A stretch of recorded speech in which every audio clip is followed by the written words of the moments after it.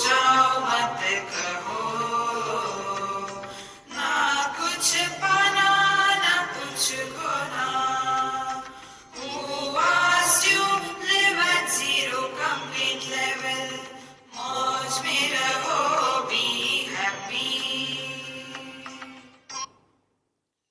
श्री कृष्णा श्री कृष्णा श्री कृष्णा श्री कृष्णा। गुरुर्ब्रह्मा गुरुर्विष्णुः गुरुर्देवो महेश्वरः, गुरु साक्षात् परं ब्रह्म तस्मै श्री गुरवे नमः। तस्मै श्री गुरवे नमः। हम लोग अवधूत गीता के तृतीय अध्याय में है। पिछले बार 25वें मंत्र पर आए थे। आज हम 24 से शुरू करेंगे। ब्रह्मादय सुरगणा कथमत्र सन्ति, स्वर्गादयो वसतयः कथमत्र सन्ति, यद्देकरूपममलं परमार्थतत्त्वं, ज्ञानामृतं समरसं गगनोपमोहम्।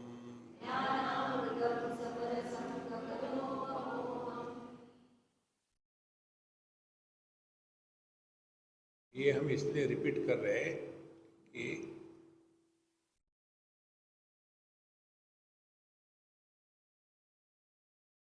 हमको पहले ये समझना है कि एकमेवा द्वितीय नेह नानास्ति किंचन, केवल एक मात्र है और ये ऐसा एक है कि इसका विरोधी दो नहीं है। तो ये एक से दो कैसे बनते हैं? ये बनते हैं जब हम कार्य कारण को स्थान देते हैं। जैसे दुनिया को देखा तो दुनिया है, चुप रहो ना। फिर प्रश्न आते हैं, ये दुनिया किसने बनाई, ये दुनिया ऐसी क्यों है? तो प्रश्न पूछे तो उत्तर आएगा। फिर कहेंगे ये दुनिया भगवान ने बनाई है, जो हमने तो नहीं बनाई। तो भगवान हो गया कारण और दुनिया हो गई कार्य। फिर हमारी जीवन में दुख क्यों आते हैं? क्योंकि पिछले जन्म में तुमने सबको परेशान किया था, इसलिए जन्म में दुख आते। कार्य कारण। अब हम थोड़े और आगे चले जाएं। हमने कभी ये नहीं पूछा कि पृथ्वी क्यों घूम रही है। अब घूम रही है। अग्नि क्यों गर्म है, वो भी नहीं पूछा है, गर्म है। यही पूरा सिद्धांत है अध्यात्म का। इसीलिए इस कार्य कारण से हमको मुक्त कर रहे हैं। कार्य कारण से मुक्त करना कैसा? ब्रह्मादया सुरगणा कथमत्र सन्ति। ब्रह्मा जी जगत का निर्माता, फिर जगत को मेंटेन करना है तो उसके उन्होंने अपॉइंट किए देवता लोग। तो ब्रह्मा जी ने पहले इंद्र को निर्माण किया, फिर इसके जो चेले चपाते हैं अग्नि को, वायु को, वरुण को। तो ये ब्रह्मा जी क्रिएटर, फिर उन्होंने मन तैयार किया, फिर मन ने इंद्रिय तैयार किए और इंद्रियों ने विषय। इस प्रकार से कार्य कारण शुरू हो गया। और फिर ये लोग कहाँ रहते हैं? और ब्रह्मा जी तो ब्रह्मा जी हैं, देवता लोग तो स्वर्ग में रहते हैं, असुर लोग हैं जो नरक में रहते हैं, और जो मनुष्य है वो बम्बई नाम के नरक में रहते हैं।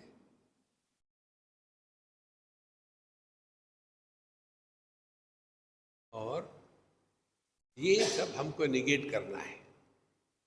इसीलिए कहते हैं ब्रह्मादयः सुरगणाः देवता कथमत्र सन्ति, अत्र अस्मिन् ब्रह्मणि, अपने स्वरूप में।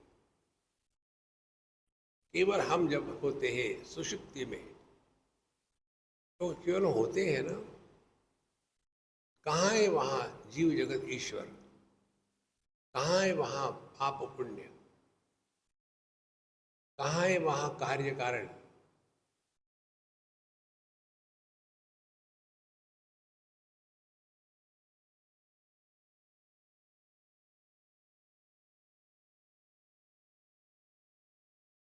तो फिर ना स्वर्ग है ना नरक है,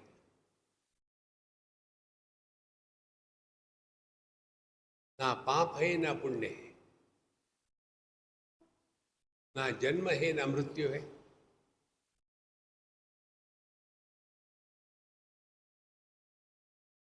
स्वर्गादयो वसतया कथमत्र सन्ति यद एक रूपम अमलम परमार्थ तत्वम।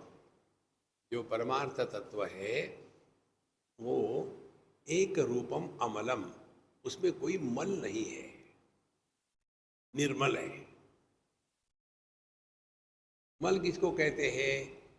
अन्य को मल कहते हैं। तो आदमी में मल चढ़ा, उस मल का नाम है पति। स्त्री में मल चढ़ा, उसका नाम है पत्नी। तो जहाँ महिला होगा वहाँ गंदगी होगी, झगड़ा होगा, संसार होगा। तो यदेक रूपम अमलम परमार्थ तत्वम, ये हमारा स्वरूप है। ध्यानामृतम समरसम गगनोपमोहम। इसीलिए हमको अपने आप को कार्य कारण से मुक्त करना है। क्यों क्यों क्यों के चक्कर में मत पड़ो। तो जिसके बारे में आपको प्रश्न नहीं होते वो आप हो। हमको प्रश्न नहीं अपने होने के बारे में। इससे ज़्यादा और जानने कुछ आवश्यकता ही नहीं।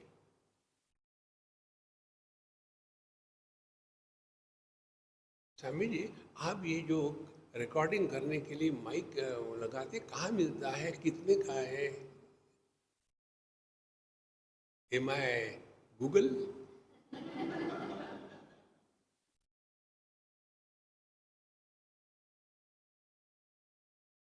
कितनी सरल बात है। इसको जीवन में उतारने के लिए हम लोगों को बताया है कि देखो सुनो मत बोलो। आगे कहते हैं 25वां मंत्र, निर्नेति नेति विमलो हि कथम वदामि, निःशेष शेष विमलो हि कथम वदामि, निर्लिंग लिंग विमलो हि कथम वदामि, ज्ञानामृतं समरसं गगनोपमोहम्।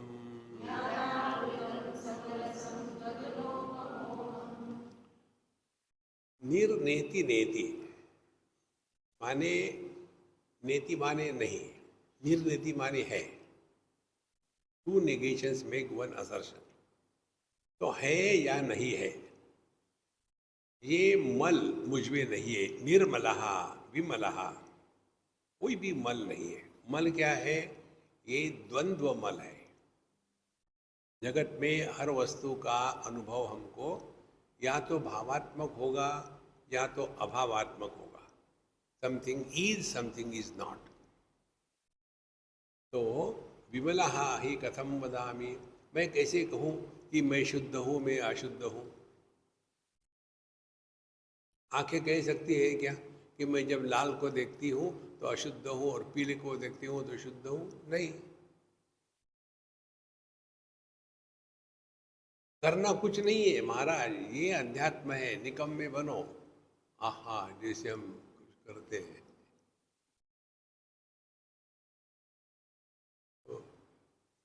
तो निर्नेति नेति विमलो हि कथम वदामि, फिर निशेष शेष विमलो हि कथम वदामि। मैं पूर्ण हूँ, मैं अपूर्ण हूँ, ये कैसे कह सकता हूँ मैं? जब एक ही है, अन्य है ही नहीं, तो पूर्ण अपूर्ण की बात कैसी आ सकती है? निशेष मीन्स कंप्लीट, शेष मीन्स इनकम्प्लीट। अभी अपने सत्संग को पूरा होने के लिए 50 मिनट शेष है, पूरा नहीं हुआ अभी। निशेष खत्म हो गया, धन्यवाद। तो कैंप खत्म हो गया, खुश, सब खुश हो गए। तो निशेष शेष, पूर्ण अपूर्ण, कंप्लीट इनकम्प्लीट, कथम वदामि मैं कैसे कह सकता हूं? आंखें सभी रूप रंगों को देखती है, तो वो पूर्ण है कि अपूर्ण है? कुछ नहीं है, बस। इसीलिए कथम वदामि, फिर निर्लिंग लिंग विमनो ही कथम वदामि, मुझ में किसी प्रकार के भेद नहीं है, किसी क्राइटेरिया को लेकर के।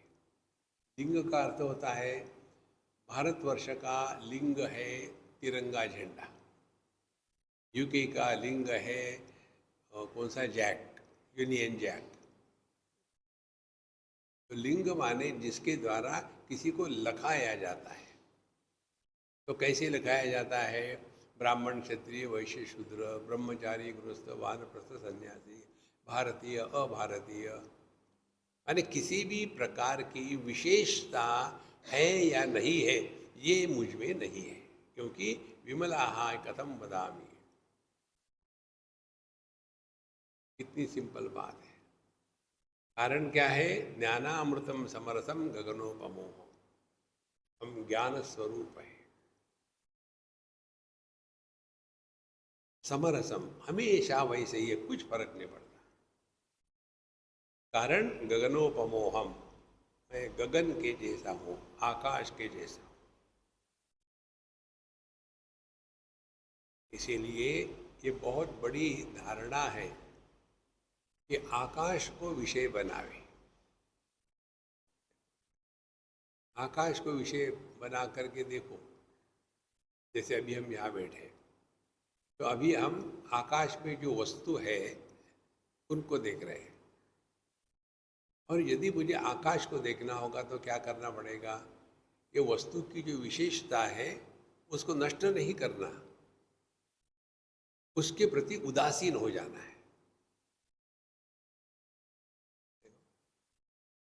तो उदासीन होगे तो क्या होगा? कितने लोग आए, कितने गए, कौन नहीं आया, ये सब चक्कर खत्म हो गया। क्योंकि हमारा ध्यान आकाश में, कमरे में जो कंटेंट्स है उस पर नहीं है, हमारा ध्यान आकाश की तरफ है।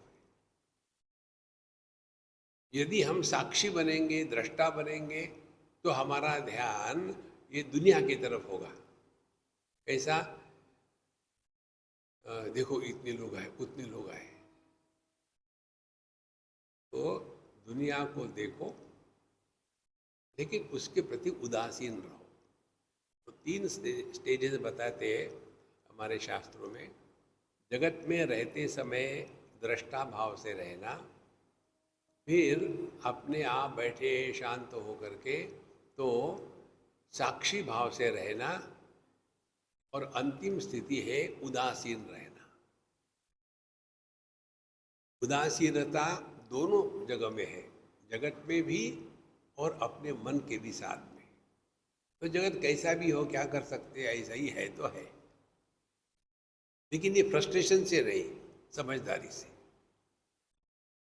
और दूसरी बात है जो ज्ञान है, इसका अपने मन में जो वृत्तियाँ आती है, इन वृत्तियों को लेकर भी उदासीन रहे। हाँ, कभी अच्छे विचार आते, कभी बुरे आते, अब क्या करें, आते तो आते हैं, क्या फर्क पड़ता है। धीरे धीरे ये अभ्यास करते करते आप ये मंत्र का पालन करना शुरू करोगे। कौन सा मंत्र? देखो, सुनो, मत बोलो। या किसी भी अन्य के साथ किसी भी विषय पर बोलने के पहले हम अपने आप से पूछ लें, क्या बोलना आवश्यक है? हमको ही पूछना है अपने आप, दूसरे को मत पूछो। दूसरे को पूछो, चुप, फट से तो मुंह बंद कर देगा। तो ज्ञानामृतम समरसम गगनोपमोहम, फिर हम सहज रूप से शांत रहेंगे, वही हमारा स्वरूप है। अपने मन की शांति का यदि आपको उदाहरण चाहिए, इसको ट्राई करो। आकाश कैसे शांत है? सबका आधार है, किसी का तिरस्कार नहीं। भूकंप हो गया है, उसको भी आधार देता है। कैलिफोर्निया में आग लगी है, उसको भी आधार देता है। मिडल ईस्ट में तूफान बारिश आ रही, उसको भी आधार देता है। जापान में भूकंप हो गया, कोई फर्क नहीं पड़ता। ये जो मन की शांति, आकाश की शांति है, वो हमारा आदर्श हो। तो उसके लिए हम आपको एक टेक्निक बताते हैं। मुझे इस चीज़ की खुशी होती है कि आप करते नहीं। करोगे तो रियलाइज हो कि निकल जाओगे, यार फिर मैं क्या करूं। जैसे डॉक्टर लोग पेशेंट मेंटेन करते हैं ना, वैसे बाबा जी लोग ये डिवोटीज को मेंटेन करते हैं। आप आराम से बैठो कुर्सी पर जहाँ भी, और दर्पण के सामने बैठो। दर्पण के सामने बैठने के बाद चिंतन करो। पहले आकाश का चिंतन हमने किया अभी, अब दूसरा दर्पण का चिंतन। तो आकाश तो जड़ है, इनर्ट है। इनर्ट को कुछ नहीं होता, तो क्या हमको इनर्ट बन के रहना है? नहीं नहीं नहीं। फिर दर्पण की तरफ देखो, तो दर्पण आकाश की अपेक्षा सचेत है, क्योंकि वो किसी को भी प्रतिबिंबित करता है। तो वहां ज्ञान का अंश आ गया। तो जब हम दर्पण के सामने बैठेंगे, तब क्या दर्पण सबको प्रतिबिंबित करता है, किसी का तिरस्कार नहीं करता, लेकिन किसी के भी द्वारा प्रभावित नहीं होता, किसी को पकड़ के नहीं रखता। भाई यही साधना है। ये दोनों करेंगे तो हमको ये समझ में आएगा कि ज्ञानामृतम समरसम गगनोपमोहम। अब 26वां मंत्र। निष्कर्म कर्म परमं सततं करोमि। निस्संग संग रहितं परमं विनोदम्। निर्देह देह रहितं सततं विनोदम्। ज्ञानामृतं समरसं गगनोपमोहम्।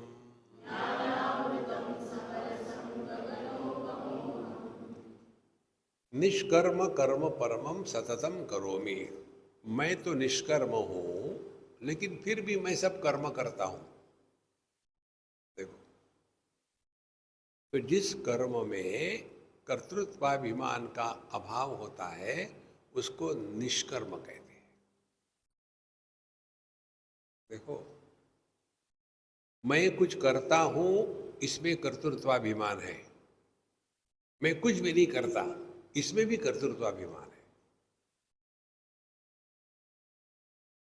मैं कुछ नहीं करता, ये तो भगवान की दया से हो रहा है, ये कहने की बातें होती है, असल में कुछ नहीं होता। इसीलिए यहां दोनों का निगेट किया है, निष्कर्म और कर्म। निष्कर्म हूं, फिर भी मैं कर्म करता हूं। देखो कैसे हमारे दृष्टि से भगवान ने दुनिया निर्माण करी, हमारे दृष्टि से। भगवान के दृष्टि से उन्होंने कुछ नहीं किया। तो हमको अपने दृष्टिकोण को बदलना है। देखो, हमारे दृष्टि से पूर्व पश्चिम उत्तर दक्षिण, उत्तरायण दक्षिणायन, आज उत्तरायण शुरू हो गया ना। आकाश की दृष्टि से उत्तरायण, उत्तर किधर होती है? तो जो औपाधिक है वो कर्म है, जो निरुपाधिक है वो कर्म से मुक्त है। इसीलिए जब मैं उपाधि के साथ रहता हूँ तब कर्मों का आधार हूँ, जब उपाधि के साथ नहीं हूँ तब निष्कर्म हूँ। कि दोनों होते हुए भी मैं दोनों के परे हूं। देखो, तो निष्कर्म कर्म परमम सततम करोमि। तो हमारा जीवन व्यवहार में ऐसा रहना चाहिए जो अपने मंत्र में बताया है, wherever whatever you are be 100%। यही सब कुछ। हमको कहीं भाग के नहीं जाना, हिमालय में नहीं जाना, कहीं नहीं जाना। जाना ही है तो टाइम पास करने के लिए, भगवान को प्राप्त के लिए कहीं नहीं जाना है। जो भगवान की प्राप्ति के लिए सब छोड़ छाड़ के चले जाते हैं, वहां जाकर के दूसरा घर बसा लेते। तो जहाँ है वहीं रहो, ये सिद्धांत पकड़ लो। हमारे जीवन में हमारे उद्धार के लिए जिस देश काल वस्तु व्यक्ति परिस्थिति की आवश्यकता है वो परमात्मा प्रोवाइड करते हैं। हमारे जीवन की एक भी घटना अनावश्यक नहीं होती, सब आवश्यक। निष्कर्म कर्म परमम सततम करोमि। तो कुर्वन्नपि कर्माणि नैव किंचित करोति सः। कर्म करते हुए भी वो कर्म नहीं करते, क्योंकि कर्तृत्वाभिमान नहीं है। निष्कर्म कर्म कर्मम सततम करोमि। देन निस्संग संग रहितम परमम विनोदम। मैं निस्संग हूं, किसी को अटैच नहीं हूं, और संग रहितम, अपने आप में अकेला हूं। माने दुनिया के साथ रहते हुए भी किसी को चिपकते नहीं, क्योंकि असंगम, असल में मैं असंग हूं ये भी नहीं कह सकते। संग रहितम निसंग दोनों बात है। मैं सबके साथ रहता हूँ, आकाश कहता है मैं सबको आधार देता हूँ, लेकिन कैसा हूँ? संग रहितम, मुझ पर किसी का प्रभाव नहीं है। संतो ये करना कुछ नहीं है, दृष्टि सभी रूप रंग के साथ रहती है, लेकिन किसी के साथ चिपकती नहीं। इसी प्रकार से जब तक हमारा देह चल रहा है जिंदा, तब तक ये सब तक होता, सब होता रहेगा। लेकिन सवाल ये है कि हम परमम विनोदम, हम इसको एंजॉय कर रहे हैं कि सफर कर रहे हैं। देखो, जीवन में हर चीज को एंजॉय करो। जॉय है तो एंजॉय करो, सुख दुख है तो एंजॉय करो। एंजॉय करो मैंने क्या? कंप्लेन करना बंद कर दो।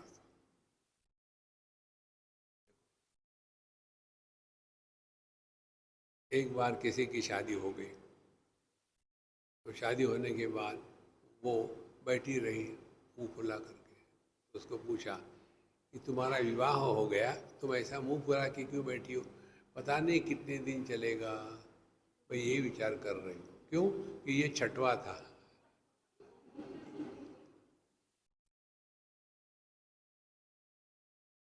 महाराज, इसीलिए परमम विनोदम, take life lightly in the light of wisdom. जीवन सहज मस्त चलता है मेरा। निसंग संग रहितम परमम विनोदम, निर्देह देह रहितम सततम विनोदम। हम देह के माध्यम से प्रकट हो रहे हैं, लेकिन देह के जो लिमिटेशन है उसके द्वारा प्रभावित नहीं हो रहे। तो सततम विनोदम, तो क्या होगा? देहात्म भाव से जीते हैं तो ये जगत सत्य मालूम पड़ता है। जगत सत्य मालूम होने के बाद यहाँ के विषयों के प्रति आवश्यकता इत्यादि होगी, और जब देहात्म भाव होता है तभी सभी रिश्तेदारों को हम सत्य मानने लग जाते हैं। तो संग्रह और संबंध, इन दोनों के साथ रहो। सततम विनोदम, छोड़ छाड़ के कहीं नहीं जाना है। इतना ही करना है कि गगनोपमोहम, सबको साथ रहे, सबके साथ रहे, किसी के द्वारा प्रभावित ना हो। हमको कोई मदद नहीं कर सकता इसमें, हमको ही ये समझना और करना भी नहीं है, समझना है। तो इसीलिए सततम विनोदम, रिमेन चेयरफुल एंड हैप्पी। बहुत बड़ी साधना है। मन में एक बार भी प्रश्न नहीं आना चाहिए, यार अब पता नहीं मैं कब लुढ़क जाऊंगा, अब इतना है उतना है। बिल्कुल नहीं। मजाक में भी अपने मृत्यु की कल्पना मन में आनी नहीं चाहिए। मृत्यु असंभव है, मृत्यु कल्पना मात्र है।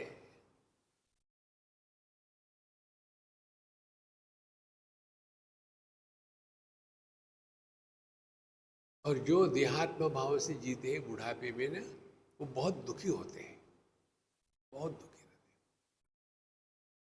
और फिर जवान लोगों के साथ रहते समय उनको परेशान करेंगे, कॉन्स्टेंटली अटेंशन सीख करेंगे, और वहां यदि उनको उतना नहीं मिला तो फिर दुखी हो गए। और फिर उनको यदि किसी गृहस्थाश्रम में या वानप्रस्थाश्रम में रख दिया तो वहां जाकर के रोएंगे, देखो मेरे बेटे के लिए मैंने इतना किया था, वो किया था, वही जाकर के रोना धोना। महाराज, आप खुश रहने का व्रत ले लो। आप एकादशी का व्रत करते हो, शिवरात्रि का करते हो, खुश होने का व्रत ले लो। आप करके दिखाओ शादी, और फिर दिखाओ खुश कैसा होता है। बच्चे होते हैं तब होता है कोई खुश, तो तबला पेटी बना करके दुखी हो जाओ। इसलिए निर्देह देह रहितम सतम विनोदम, मस्त रहो, चुस्त रहो, स्वस्थ रहो, व्यस्त रहो। तो ये सब इसलिए कि टाइम पास करना है। मुझे कल जब मैं आ रहा था अहमदाबाद से, तो जो मुझे एयरपोर्ट पर छोड़ने आए बड़े प्यार से कह रहे थे, स्वामी जी आपको एक बात बताऊं, बुरा मत मानना। हमने कहा मैं जब बोलता हूँ सत्संग में तब आप सुनते नहीं, तो आप बोल देंगे मैं सुनता हूँ क्या, बोलो। बोले आप दिन में 4 लेक्चर लेते हो और मैं थक जाता हूँ। हमने कहा आप थक जाते हो सुन करके, मैं बोल के नहीं थकता।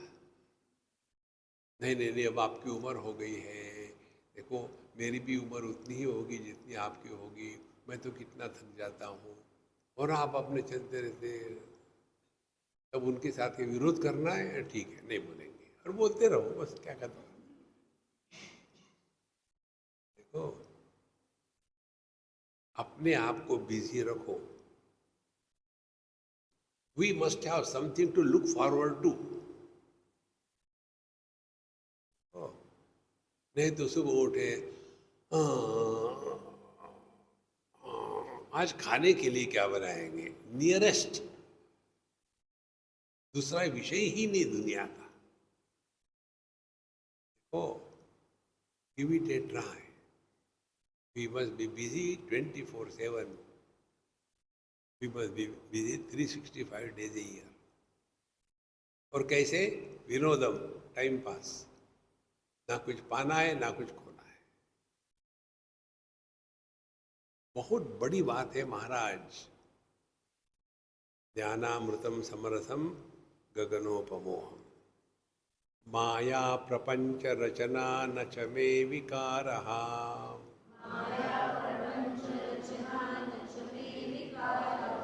कौटिल्य दंभ रचना न च मे विकारः,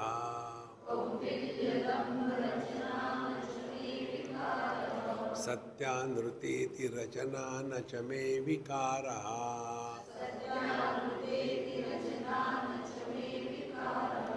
ज्ञानामृतं समरसं गगनोपमोहम।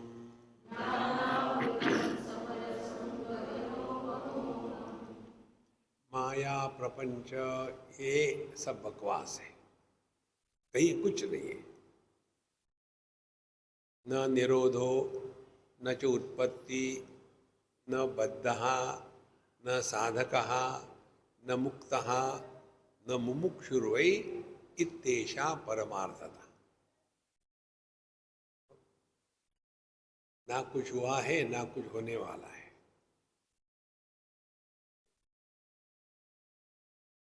जैसे हम अपने फ़ोन पर देखते हैं भजन कीर्तन, तो वो फ़ोन पवित्र हो गया क्या? उसमें मार काट देखते हैं, वो फ़ोन अपवित्र हो गया। हम सभी मालूम है क्या है? Pixels, PIG। हम सब पिक्सेल्स है, और पिक्सेल्स का वजन नहीं होता। जब डाटा ऐड करते हैं फ़ोन में तो वजन होता है क्या? जब डिलीट करते हैं तो कुछ लॉस नहीं होता। तो जैसे पिक्सेल्स है ना, वैसे हम हैं। और पिक्सेल क्या है? Electromagnetic entities. We are all electromagnetic entities.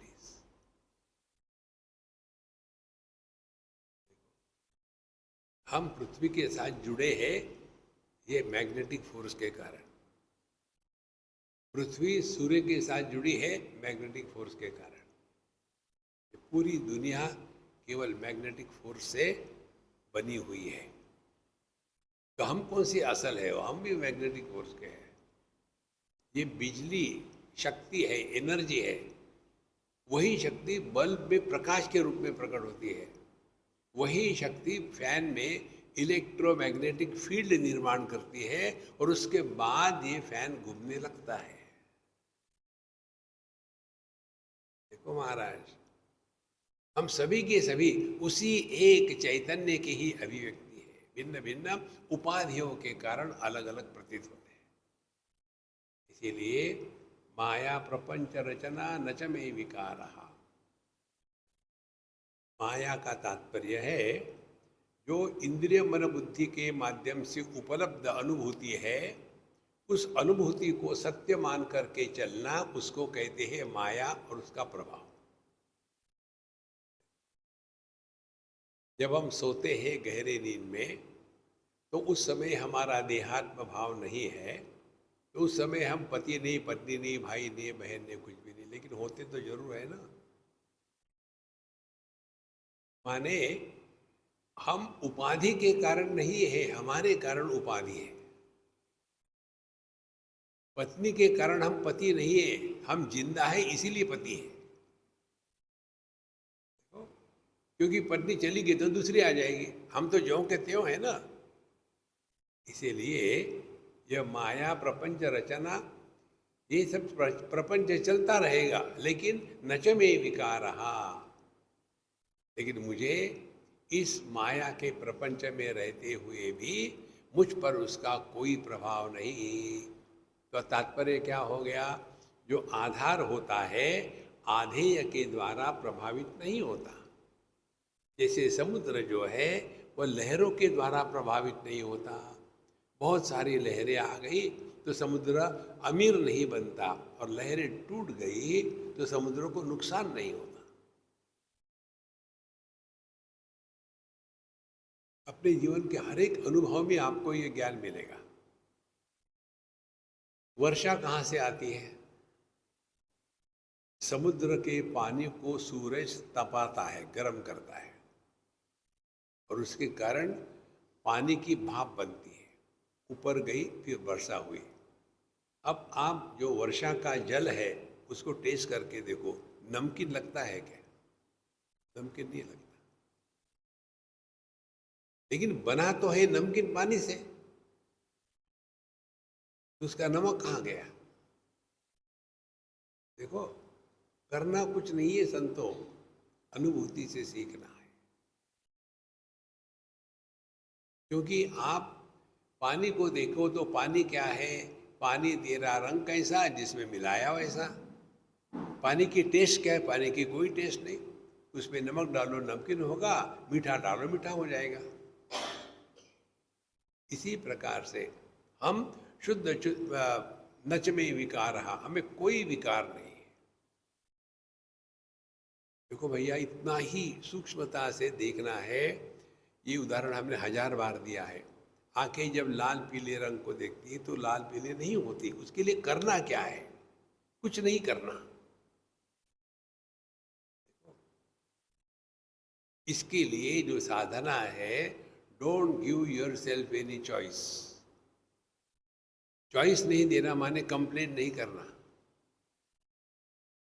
तो वो तो ठीक है, लेकिन यदि वो होता तो अच्छा है, हो गई कंप्लेन। चॉइस है ना, don't give any choice to योर सेल्फ। जो है ठीक है, बढ़िया है। इसीलिए माया प्रपंच रचना न च मे विकार, ये दुनिया हमेशा ऐसी थी, ऐसी ही रहेगी। हमने उस दिन कहा, किसी ने हमको कहा, स्वामी जी आप ये जो बोलते वो सब ठीक है, लेकिन हमको अपने हिंदू धर्म के लिए कुछ करना नहीं चाहिए क्या? न करना चाहिए? क्या करना चाहिए बताओ, मैं करूँगा वो। नहीं नहीं, आप तो समझदार है, आप अपने आप से पूछो या हमको बताओ, हमने हिंदू धर्म के लिए क्या करना चाहिए। हमने कहा अच्छा सुनो, हिंदू धर्म किस आधार पर है? वेदों पर। बहुत बढ़िया। और महत्व के ग्रंथ कौन से?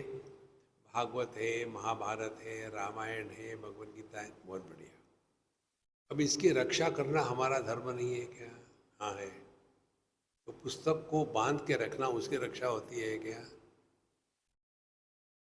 ज्ञान की रक्षा कागज पर छापने से नहीं होती।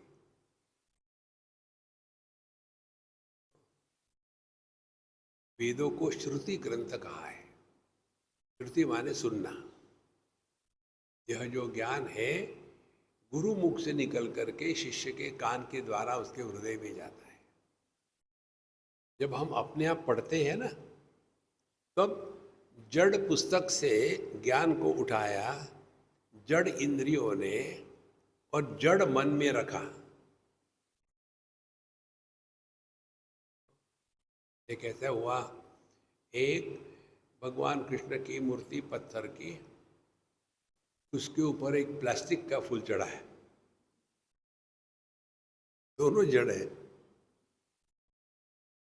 ओ, समझ लो। तो फिर यदि हमको हिंदू होने के कारण हमारे शास्त्र के ग्रंथों की रक्षा करनी है, तो उसका अध्ययन अध्यापन ये हमारा हिंदू धर्म की रक्षा के लिए सहयोग है। नहीं ये तो ठीक है, ये ठीक नहीं है। तो महाराज कितनी सिंपल बात है। नहीं और कुछ है ना, और कुछ बताते हैं क्या? जब वोटिंग का टाइम आता है तो वोट करो, और जो हिंदू धर्म के रक्षा करने वाले उनको वोट दो। वहीं तक तुम्हारी मर्यादा है, उसके आगे कुछ नहीं कर सकते आप। देखो, इसीलिए माया प्रपंच रचना, इसमें हमको रहना है तो जितनी अपनी मर्यादा है उस मर्यादा में रहो। नहीं तो जैसे सभी गुंडागर्दी करते हम भी करेंगे, ये हमारे लिए संभव नहीं है। कौटिल्य दंभ रचना न च मे विकारः। कुटिलता और दंभ,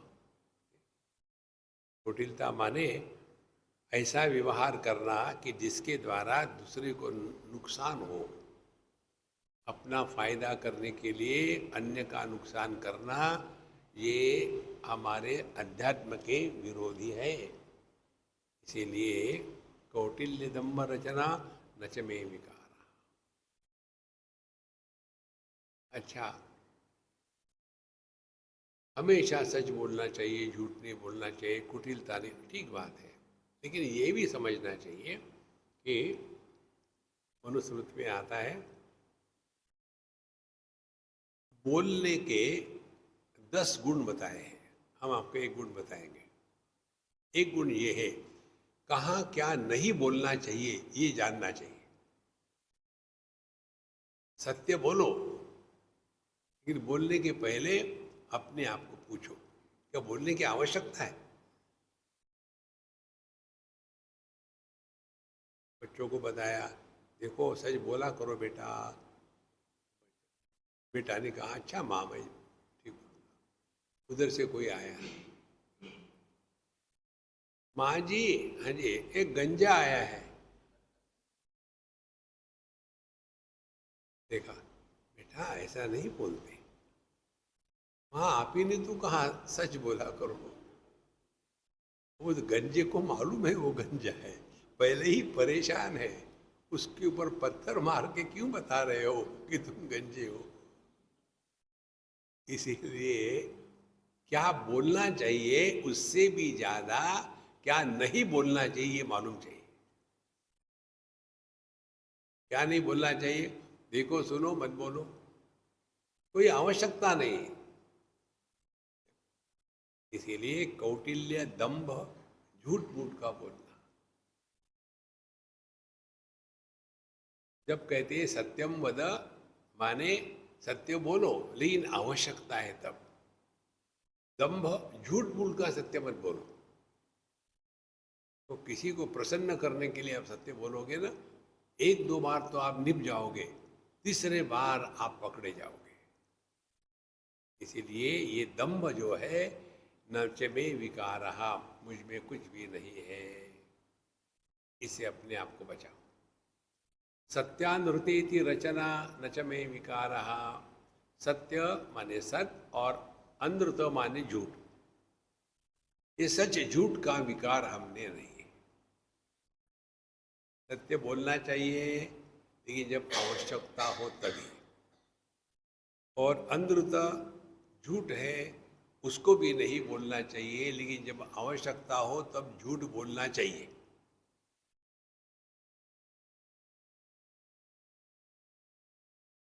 एक उदाहरण देते हैं हम आपको, प्रैक्टिकल उदाहरण। एक हमारे मित्र है, सिंधी है, बहुत क्लोज है हमसे। उसके पिताजी मस्त है, अभी नहीं रहे, खूब मस्त, खूब ड्रिंक करते थे, काम धंधा भी करते थे, लेकिन बड़े शांत, वेदांत की पराकाष्ठा थे। उसकी शादी हो गई उस लड़के की, तो वो लोग मांस मच्छी खाते थे, इस लड़के को चिकन बहुत अच्छा लगता था।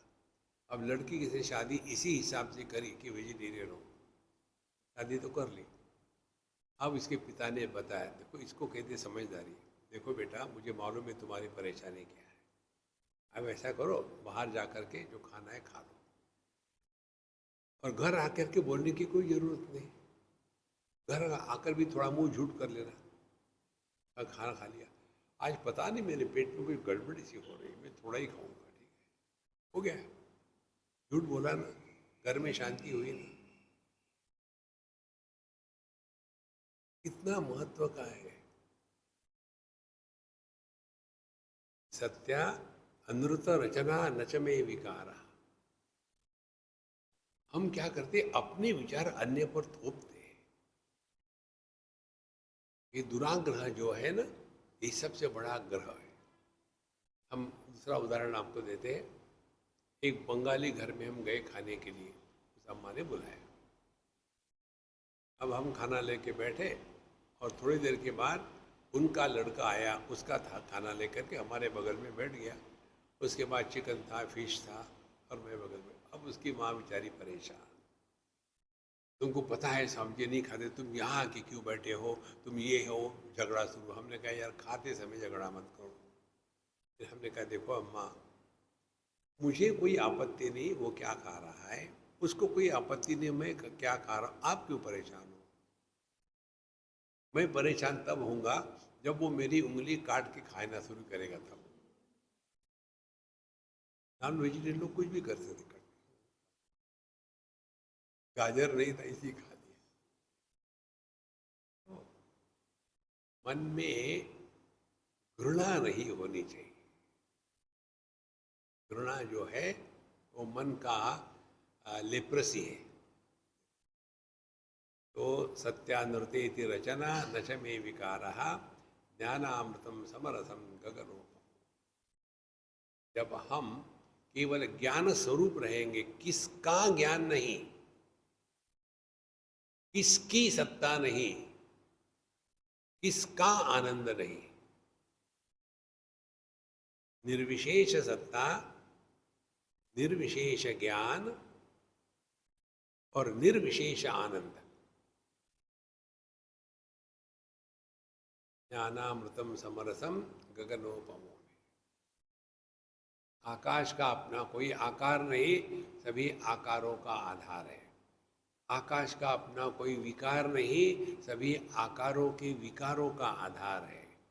आकाश में अपना कुछ भी नहीं, फिर भी वो कभी एम्प्टी नहीं।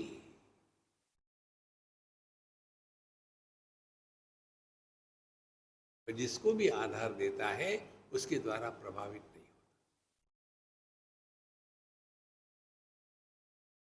ज्ञानामृतम समरसम गगनोपमो। तो जैसे दृष्टि को ज्ञान होता है, रूप रंग है, दृष्टि पर प्रभाव नहीं। कानों को ज्ञान होता है, ये भगवान का नाम है, ये गाली है, कानों पर प्रभाव नहीं। नाक से सुगंध ग्रहण होता है, सुगंध दुर्गंध, नाक पर प्रभाव नहीं। मन पे अच्छे बुरे विचार आते हैं तो मन पर प्रभाव नहीं। जो चेतना है, सुख का भी आधार है, दुख का भी आधार है, लेकिन चेतना ज्यों की त्यों है। और हम जो है, चाहे जागृत रहे, स्वप्न रहे, सुषुप्ति रहे, किसी आने जाने से हम पर कोई प्रभाव पड़ता नहीं। यह भरी व आकाश, यह सॉलिड स्पेस अपना स्वरूप है।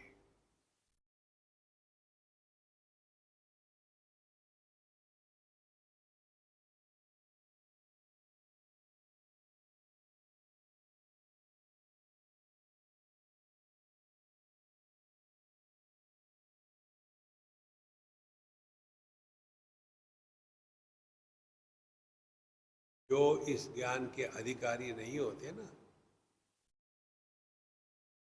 उनकी कथा आपको बताते। हम जब वेदांत पढ़ा रहे थे कैवल्य धाम में, तो वहाँ तो ब्रह्म और परमात्मा इसके सिवा दूसरा विषय होता नहीं। तो एक सज्जन आए थे, ऐसे बीच में बैठ गए। बैठो, कोई बात। एक दिन बैठे, दूसरे दिन बैठे, फिर तीसरे दिन मुझे कहते, स्वामी जी मैं आपको एक बात बताता हूँ, बुरा मत मानना। मैंने बताओ। जैसे मैं बोलता हूँ आप बुरा नहीं मानते, मैं भी नहीं मानूंगा। ये ब्रह्म ब्रह्म बहुत हो गया। मुझे तो ये बच्चों स्टूडेंट्स पर देख करके तरस आता है। इनके लिए एक गेम्स का पीरियड रखा करो, या कोई वॉलीबॉल हो या बास्केटबॉल हो, ठीक है सुबह करा लो, बाकी दिनों में बाकी कुछ करो ना। ये क्या है, दिन भर ब्रह्म ब्रह्म। देखो वो लेबर लोग कैसे काम कर रहे हैं, तो उनको भी कुछ काम कराओ शरीर से। हमने कहा ऐसे करते, लेबर का काम इनको देते, लेबर को हम पढ़ाते, हमको भी पढ़ाना ही है। यहाँ करो, बोलो लेबरों को।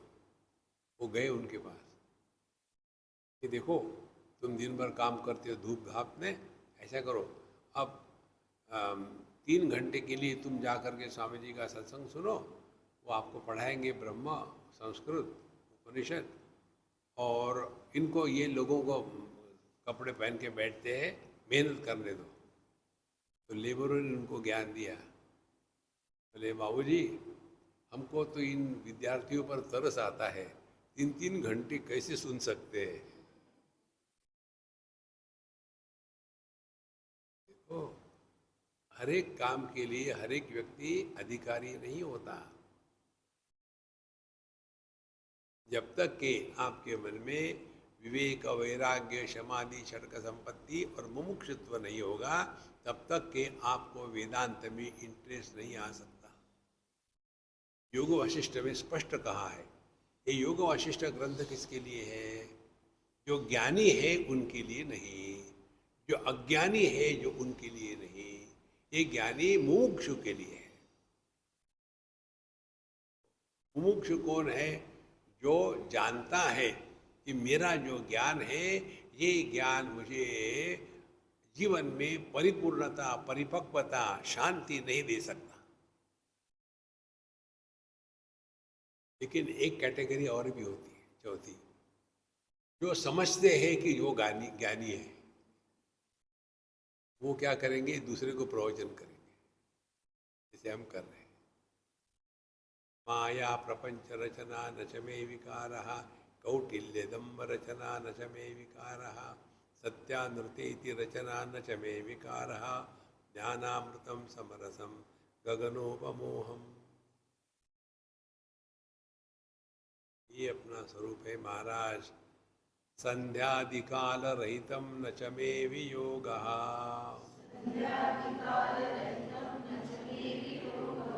यंत प्रबोध रहितं बदरो न मूकः,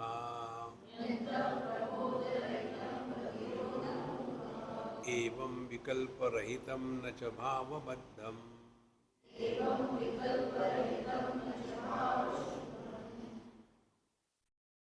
ज्ञानामृतं समरसं गगनोपमोहम्।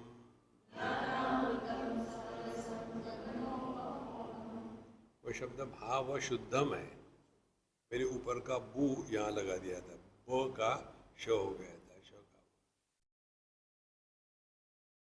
ये जो लेटर्स है ना, ये हिलते हैं, पता नहीं है, पहले नहीं हिलते थे, अभी इधर से उधर जा, उधर से इधर जाता है, पढ़ना कठिन होता है। संध्यादि काल रहितम न च मे वियोगा। संध्या इत्यादि, सुबह है, दोपहर है, शाम को है, फिर प्रदोष है, ब्रह्म मुहूर्त है, एकादशी है, ये सभी के सभी संध्यादि काल रहितम, इससे मुझे कोई मतलब नहीं, क्योंकि हर जगह मैं हूँ। सुबह भी मैं हूँ, दोपहर को भी मैं हूँ, शाम को भी मैं हूँ, एकादशी है तो मैं हूँ, नहीं है तो मैं हूँ। इसीलिए संध्यादि काल रहितम न च मे वियोगा। ये तो सब काल आता है जाता है, इसको भी आप ठीक से समझ लेना। काल का जन्म कैसा होता है और काल क्या होता है। पहली बात जो हम काल की बात समझते हैं साधारण रूप से, वह काल है काल का नाप। 1 मिनट, 2 मिनट, 1 घंटा, 2 घंटा, 1 साल, 2 साल, 1 मिलीनियम, 2 मिलीनियम, 1 युग, चतुर्युगी, ये सब काल का नाप है, काल नहीं है।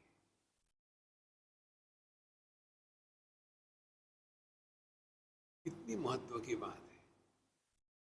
और ये काल कैसे निर्माण होता है और काल कहाँ से आता है। हमारा काल, जो हम काल के नाप को काल कहते हैं ना, वो कहाँ से आता है। वो आता है मन से। ये मन की निष्पत्ति है। कैसे आता है मन से। जब मन में किसी घटनाओं का एक क्रम निर्माण हो जाता है, when sequence of events is established। फिर ऐसा हिंदी में बोला करो ना।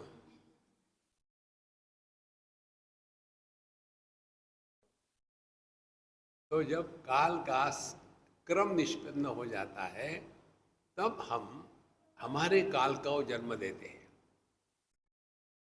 सुबह में उठ गए नींद से, एक घटना हो गई, फिर नहा धो करके तैयार हो गए, अरे 8 बज गए, अरे बाप रे 2 घंटे खत्म हो गए, मुझे जाना है कहीं। बैठे गाड़ी में जाने के लिए, और कितना टाइम लगेगा, 15 मिनट। माने यहाँ से वहाँ पहुँचना है, तो पहले यहाँ से निकल गए, एक घटना, पहुँच गए दूसरी घटना, सीक्वेंस। तो हम जो काल कहते हैं वो काल नहीं है, काल का नाप है।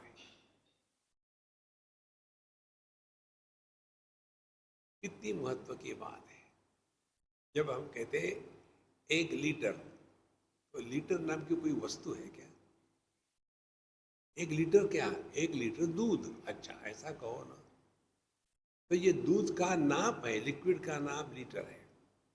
5 किलोमीटर ये देश का नाप है। आधा घंटा, 1 घंटा, ये काल का नाप है। काल का पहला नाप क्या है, सेकंड। पहला नाप सेकंड है, आज ऐसा ही है। तो जहां ये बात एकदम क्लियर हो जाएगी आप देखेंगे ये जो काल काल जो है, हम काल की बात नहीं कर रहे, हम काल के नाम की बात कर रहे हैं। तो फिर संध्यादि काल रहितम न च मे वियोगः, तो असली काल का अर्थ क्या है? जो सभी सीक्वेंस का आधार है, लेकिन जो सीक्वेंस के द्वारा प्रभावित नहीं होता, उसको काल कहते हैं। यह काल की परिभाषा भगवान ने भगवद गीता के 11वें अध्याय में दी है। कालोस्मि लोक क्षयकृत प्रवृत्ता, मैं काल हूँ, मैं दुनिया को नष्ट करने के लिए तैयार हूँ। माने जो सभी परिवर्तनों का आधार है वह काल है।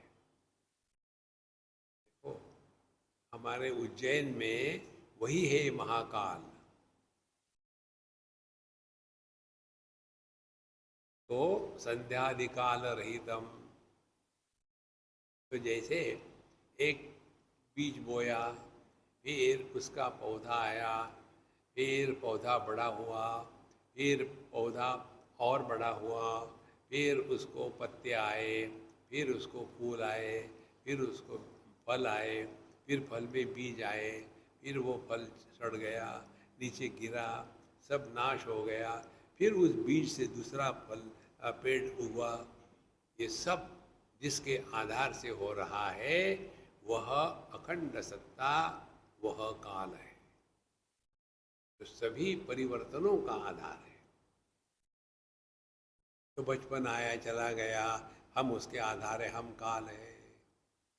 जवानी आके चली गई, हम उसके काल है, हम आधार है उसका। इसीलिए संध्यादि काल रहितम न च मे वियोगः। यार एकादशी टूट गई है, चलो रिपेयर कर लेना,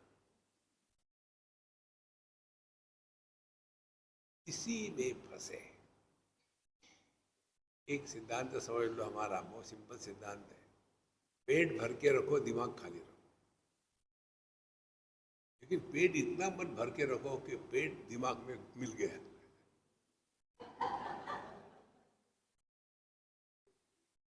अंतर रखना दोनों में।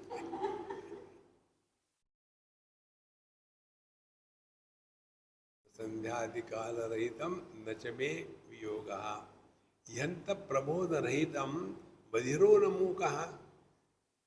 मैं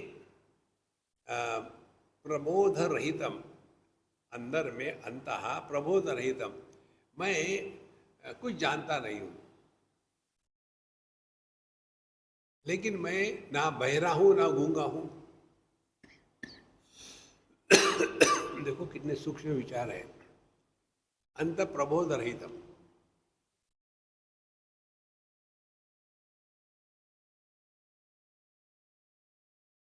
प्रबोध रहितम माने जानने वाला नहीं हूं। अंतः मैं जानने वाला नहीं हूं। हो सकता है कि आप बहरे गूंगे होंगे, नहीं नहीं नहीं, बहरा गूंगा नहीं हूं मैं। तो देखो सुनो,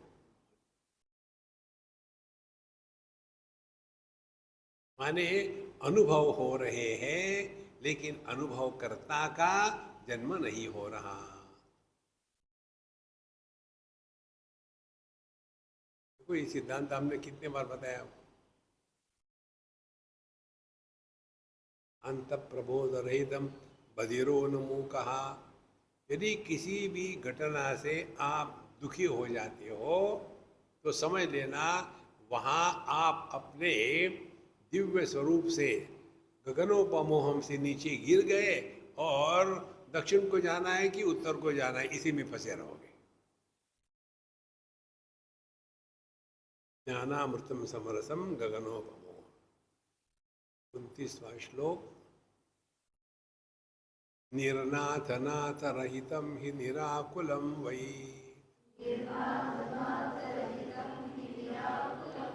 निश्चित चित्त विगतम हि निराकुलम वै, संसिद्धि सर्वविदम हि निराकुलम वै, ज्ञानामृतम समरसम गगनोपमोहम।